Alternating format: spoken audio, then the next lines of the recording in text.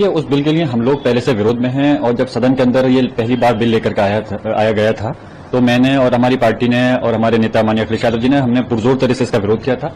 और मैं पहले भी बता चुका हूं, विरोध करने का कारण हमारा ये नहीं है कि सिर्फ कि बिल को बीजेपी एनडीए सरकार लेकर के आ रही है, क्योंकि बिल के अंदर असल में काफी सारी चीजें जो हैं हमारे लोगों का हक छीनने का जो काम हो रहा है, इस वजह से हमने इस बिल का अपोज किया था।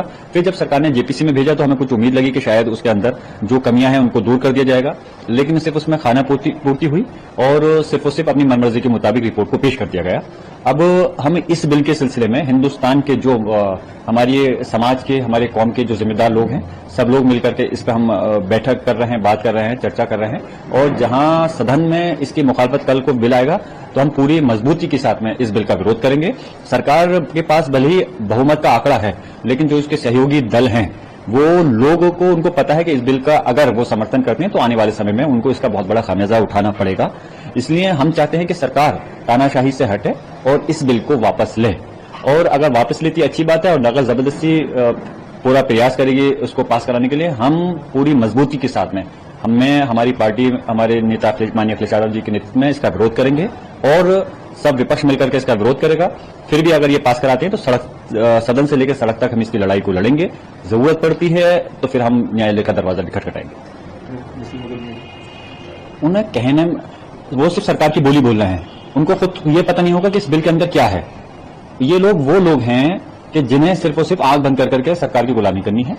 और भले ये बीजेपी के सांसद हैं, मैं ऐसे सांसदों के उस पर खास कोई टिप्पणी भी नहीं करना चाहता।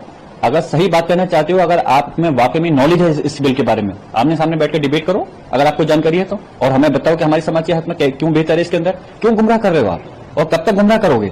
ये देश सिर्फ हवाई बातों से नहीं चलेगा, ये देश चलेगा संविधान से चलेगा। और बिल ऐसा लेकर के आनी चाहिए जिससे कि समाज का भला होना चाहिए और देश की तरक्की होनी चाहिए।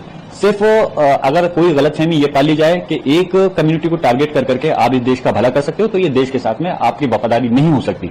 देश कोई भी इस दुनिया के अंदर है, कोई मुल्क है, कोई देश है, जब सारी कम्युनिटी को लेकर के आप चलोगे तो तभी देश तरक्की कर सकता है। मिसाल के तौर पर अगर किसी एक बॉडी का कोई एक पार्ट पैरालाइसिस हो जाए तो वो हेल्थी बॉडी नहीं कहला सकती। इसलिए इस हिंदुस्तान के अंदर 40 करोड़ से ज्यादा मुसलमान हैं। इतने बड़े तबके को अगर आप टारगेट कर करके नुकसान पहुंचा करके देश के विकास की बात करते हो तो ये आपकी जो है इस देश के लिए ईमानदारी से तरक्की की बात नहीं है। फायदा है जरा बताएं।